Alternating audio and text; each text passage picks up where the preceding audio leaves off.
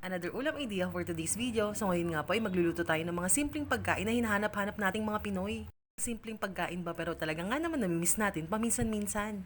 Lalo na guys, pag maulan at malamig ang panahon ay talagang nakaka-crave nga naman itong ganitong klase ng ulam. Ewan ko lang guys sa iba, pero kami pagka ganitong malamig ang panahon at medyo maulan-ulan is gusto namin ng mga ganitong klase ng ulam.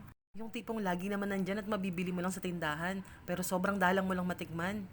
Pero talagang nakaka-crave din naman talaga paminsan-minsan.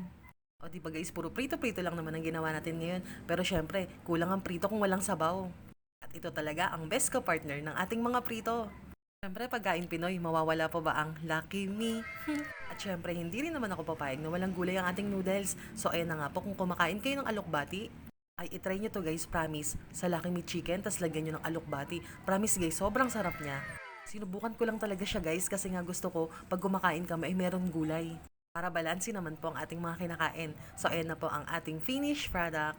Guys, promise kung kumakain kayo ng alokbati, gawin nyo to. I-try nyo po sa Lucky Me Chicken. Salamat sa panonood. Kung inyo pong nagustuhan ng aking video, ay pwedeng pwede po natin itong i-share. Follow for more videos. Bye!